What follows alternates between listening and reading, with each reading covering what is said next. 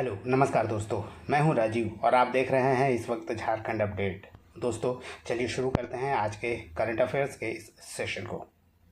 और आज के इस झारखंड करंट अफेयर्स के सेशन में हम लोग झारखंड से रिलेटेड इम्पॉर्टेंट प्रश्नों को देखेंगे और कुछ पुराने प्रश्नों को वन लाइनर्स के फॉर्म में रिवाइज करेंगे। और सेशन के अंत में आपके लिए होगा एक अभ्यास प्रश्न जिसका जवाब आप कमेंट में पोस्ट कर सकते हैं और उसका उत्तर और व्याख्या हम लोग नेक्स्ट सेशन में डिटेल में देखेंगे। तो आइए शुरुआत करते हैं इस सेशन को। और सेशन की शुरुआत पिछले वीडियो के अभ्यास प्रश्न से। और जो अभ्यास प्रश्न पिछले वीडियो का है वह था, झारखंड में पानी रोको पौधा रोपो अभियान की शुरुआत झारखंड के किस गांव से की गई है? गुनी, टाटी, तेलो या चुरी? बता दें दोस्तों, इसकी शुरुआत की गई है इस अभियान की पानी रोको पौधा रोपो को खूंटी के गुणी नामक गांव से। अगर इसके संबंध में आपको बता दें कि ये अभियान की शुरुआत जो की गई है ये खूंटी के एक गांव है गुणी गांव, जहां से इसकी शुरुआत की गई है। और इसकी शुरुआत की गई थी ग्रामीण विकास मंत्री आलमगीर आलम के द्वारा। उस समय के वो तत्कालीन मुख्यमंत्री थे, ग्रामीण विकास मंत्री थे, जो वर्तमान में ईडी के मामले में फंसे हुए हैं। आपको बता दें कि ये जो अभियान है पानी रोको पौधा रोपो, इसका जो उद्देश्य है वो ये है कि जल और मृदा संरक्षण के कार्यों को किया जा सके ताकि गांव का पानी गांव में रहे और खेत का पानी खेत में। और यही इसका उद्देश्य है शुरू किए जाने की। आइए अब कुछ इम्पॉर्टेंट प्रश्नों को देख लेते हैं जो नए प्रश्न हैं झारखंड से रिलेटेड करंट अफेयर्स के। उसमें जो प्रश्न है वह है, national institute of secondary agriculture यानी NISA निसा के कितने वर्ष पूरे हो गए हैं? 25, 50, 75 या 100? दोस्तों आपको बता दें, ये लाख अनुसंधान केंद्र के नाम से पहले जाना जाता था, जो नामकुम में है। उसके अब 100 वर्ष पूरे हो गए हैं और जिसका नाम अब national institute of secondary agriculture कर दिया गया है। आइए इसके बारे में आपको बताते हैं। बता दें कि ICAR द्वारा एक पार्ट है ICAR का निसा संस्थान है, यानी Indian council of agriculture research का, जो नामकुम में स्थित है। उसकी शताब्दी वर्ष मनाई गई है, यानी 100 वर्ष पूरा हो गया है इस निसा यानी national institute of secondary agriculture का, जो कि इसका नया नाम है। और नामकुम के में इसका आयोजन किया गया था 20 जून 2024 को शताब्दी समारोह का, जिसमें मुख्य अतिथि के तौर पर उपस्थित थी भारत की राष्ट्रपति द्रौपदी मुर्मू। वहीं Indian council of agriculture research के नीसा यानी national institute of agriculture secondary agriculture की बात करें तो इसकी स्थापना 20 सितंबर 1924 को नामकुम में की गई थी। और उस समय जब शुरुआत की गई थी national institute of secondary agriculture की, तो नाम रखा गया था बायोकेमिकल एंड एंटोमोलॉजी लेबोरेटरी। बाद में इस संस्थान का नाम चेंज किया गया है दो बार। वैसे बता दें कि ये संस्थान जो है काम करना शुरू किया था 1925 में। और वर्तमान में इसके जो निदेशक डायरेक्टर हैं राष्ट्रीय द्वितीयक कृषि संस्थान यानी national institute of secondary agriculture के, वो डॉक्टर अभिजीत कर हैं। इस इंस्टीट्यूट के बारे में और आपको बता दें कि इसका 2 बार नाम भी चेंज किया गया है। पहली बार इसका नाम चेंज किया गया था 20 सितंबर 2007 को, और भारतीय लाख एवं अनुसंधान संस्थान का नाम कर दिया गया 2007 में Indian institute of natural resins and gums. बाद में 2022 में इसका नाम फिर से चेंज कर दिया गया और भारतीय प्राकृतिक रेजिन एवं गोंद संस्थान का नाम अब निशा कर दिया गया है, यानी national institute of secondary agriculture, जिसका शताब्दी वर्ष मनाया गया झारखंड में। प्रश्न नंबर है, नेक्स्ट प्रश्न है दोस्तों, झारखंड हाईकोर्ट के नवनियुक्त मुख्य न्यायाधीश कौन है? सुजीत नारायण प्रसाद, MS रामचंद्र राव, अरुण कुमार गोस्वामी या M जगन्नाथ राव? झारखंड हाईकोर्ट के नए जो मुख्य न्यायाधीश होंगे वो होंगे MS रामचंद्र राव। आपको बता दें कि वर्तमान में अभी Sujit Narayan Prasad acting chief justice के रूप में कार्य कर रहे हैं। आइए इसके संबंध में भी और डिटेल में जान लेते हैं। आपको बता दें कि झारखंड हाई कोर्ट के नए मुख्य न्यायाधीश की नियुक्ति की गई है और यह है MS रामचंद्र राव, जिनका पूरा जो नाम है वो बता दें कि ममिदन्ना सत्य रत्न रामचंद्र राव है, जिनका जन्म हैदराबाद में हुआ था और वो झारखंड के 16वें चीफ जस्टिस हैं। वर्तमान में वो हिमाचल प्रदेश के चीफ जस्टिस है, वहाँ से ट्रांसफ़र करके ही इन्हें झारखंड हाई कोर्ट का चीफ जस्टिस बनाया गया है। और वर्तमान में Sujit Narayan Prasad acting chief justice के रूप में झारखंड हाई कोर्ट में कार्य कर रहे हैं और इससे पहले विद्युत रंजन सारंगी का मात्र 16 दिन का कार्यकाल खत्म हुआ था, वो रिटायर कर गए थे, जो 15वें चीफ जस्टिस थे झारखंड के। उनके बाद सुजीत नारायण सिंह एक्टिंग कर रहे थे चीफ जस्टिस के रूप में।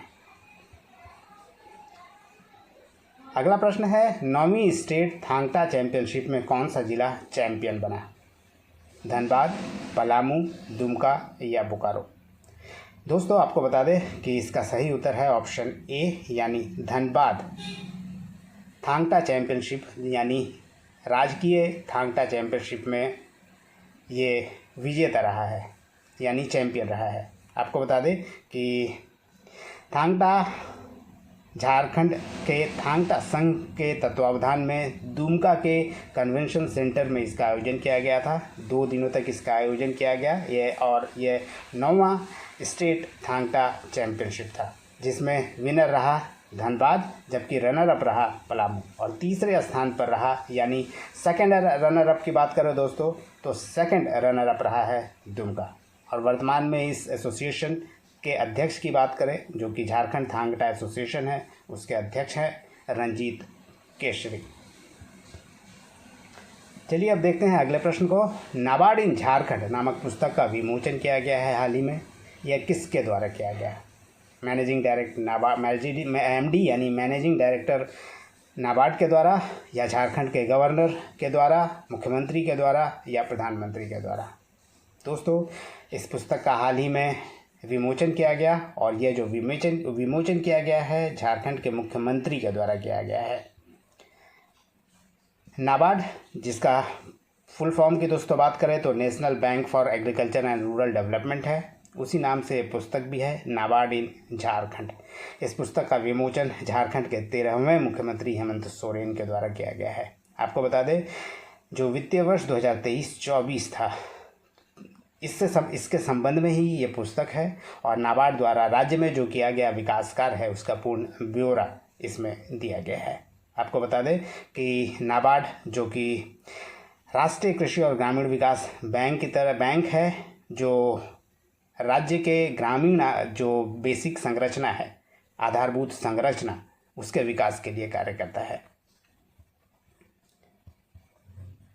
आइए अब अगले प्रश्न को देखते हैं और यह प्रश्न है, मतदाता के दृष्टिकोण से झारखंड के सबसे छोटे लोकसभा क्षेत्र से कौन विजयी रहा है? धनबाद, पलामू, दुमका या खूंटी? दोस्तों आपको बता दें कि जो विजयी रहने वाले प्रत्याशी थे वो थे कालीचरण मुंडा, और जो लोकसभा क्षेत्र है जो झारखंड का सबसे छोटा लोकसभा क्षेत्र है, ये मतदाता के दृष्टिकोण से है, वह है खूंटी, और यहाँ से विजयी रहे हैं कालीचरण मुंडा, जिन्होंने अर्जुन मुंडा को हराया है लोकसभा चुनाव में, यानी ऑप्शन डी इस प्रश्न का सही उत्तर है। दोस्तों आपको बता दें कि झारखंड का जो सबसे छोटा लोकसभा क्षेत्र है और ये मतदाता के दृष्टिकोण से हम लोग बात कर रहे हैं, ये है खूंटी, और यहाँ जो मतदाता है लगभग 13 लाख के आसपास हैं, और यहाँ पे कुल 6 विधानसभा क्षेत्र भी हैं, खरसवां, तोरपा, खूंटी, तमाड़, सिमडेगा और कोलेबिरा। वहीं झारखंड में मतदाता के दृष्टिकोण से सबसे बड़ा लोकसभा क्षेत्र की बात करें तो ये धनबाद है, जहां लगभग 22 लाख मतदाता हैं, और यहाँ भी 6 विधानसभा क्षेत्र ही हैं, धनबाद, बोकारो, सिंदरी, झरिया, चंदन क्यारी और निरसा। दोस्तों एक बात इससे संबंधित और बता दें, जो हम लोग बात कर रहे हैं खूंटी की, यह जो सबसे छोटा लोकसभा क्षेत्र है ये मतदाता के दृष्टिकोण से है, और सबसे बड़ा जो लोकसभा क्षेत्र है धनबाद है। आइए दोस्तों अब आगे बढ़ते हैं और अब कुछ प्रश्नों को हम लोग रिवीजन के तौर पर देखते हैं। और रिवीजन के तौर पर जो पहला प्रश्न है वह है झारखंड में बन रहे यूनिटी मॉल के निर्माण का जिम्मा किसे सौंपा गया है। यह दोस्तों एक संस्थान है जिडको। अगर इसके फुल फॉर्म की बात करें तो Jharkhand industrial infrastructure development corporation इसका फुल फॉर्म है।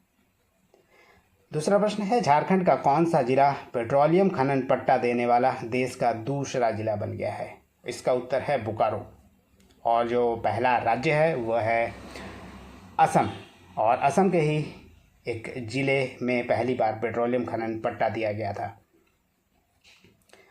नेक्स्ट प्रश्न है झारखंड के किस लोहे की खान को माइंस सेफ्टी अवार्ड में प्रथम पुरस्कार दिया गया है। इसका उत्तर है नोआमुंडी माइंस। आपको बता दें कि इस नोआमुंडी माइंस का भी 100 वर्ष पूरा हो गया है। प्रसिद्ध साहित्यकार शिवनाथ प्रमाणिक जिनका निधन 27 फरवरी 2024 को हुआ, किस भाषा के प्रसिद्ध साहित्यकार थे।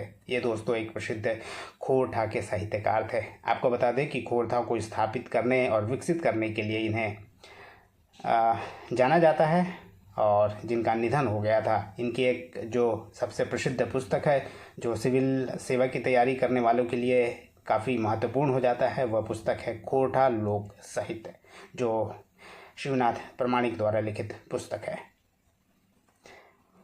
अगला प्रश्न है झारखंड के कितने विधायकों की सदस्यता दल बदल मामले में समाप्त कर दी गई है। आपको बता दें हाल ही में 2 लोगों की सदस्यता विधानसभा सदस्यता दल बदल के मामले में खारिज कर दी गई है, यानी समाप्त कर दी गई है। ये हैं एक भाजपा के जयप्रकाश भाई पटेल और दूसरे हैं लोबिन हेम्ब्रम, जो कि झारखंड मुक्ति मोर्चा के थे। इन दोनों की सदस्यता समाप्त कर दी गई है।